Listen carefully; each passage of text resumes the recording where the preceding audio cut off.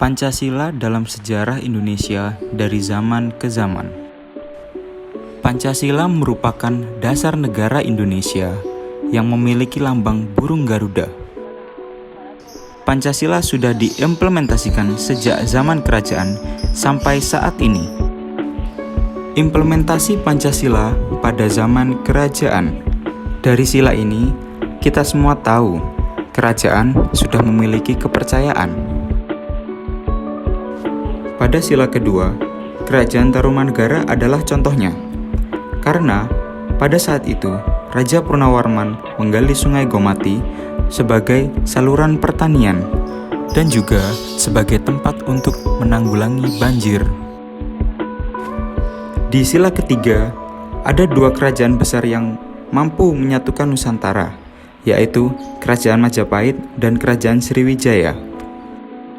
Kerajaan Kahuripan adalah contoh kerajaan yang menyelesaikan masalah dengan bermusyawarah dan adil.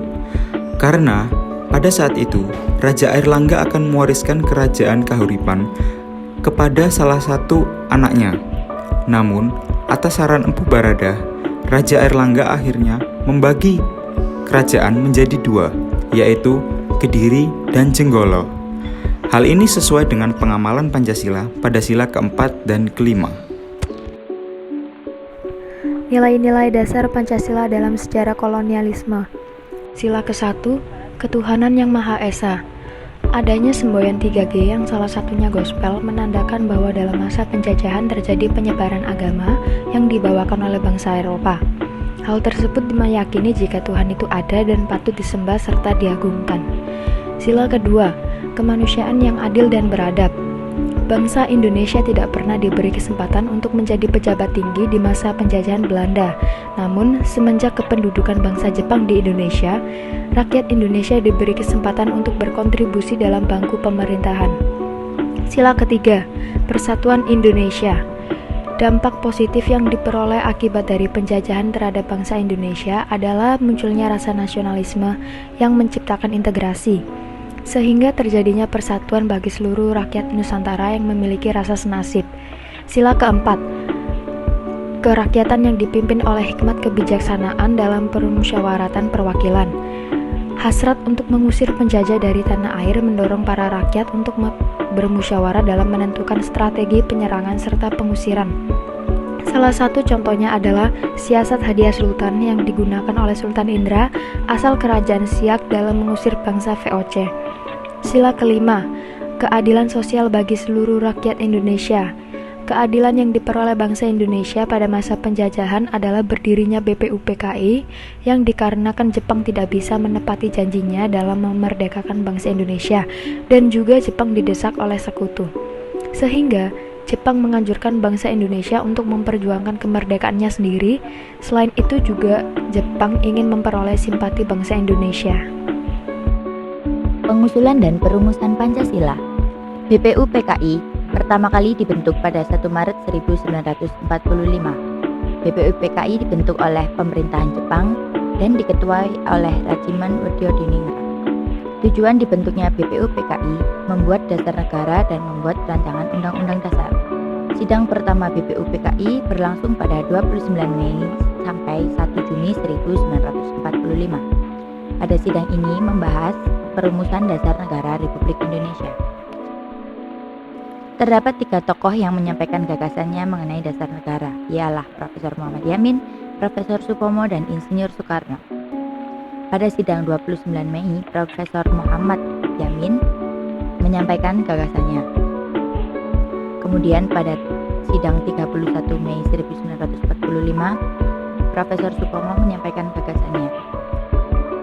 Sementara pada 1 Juni 1945, Insinyur Soekarno menyampaikan gagasannya yang dinamakan Pancasila.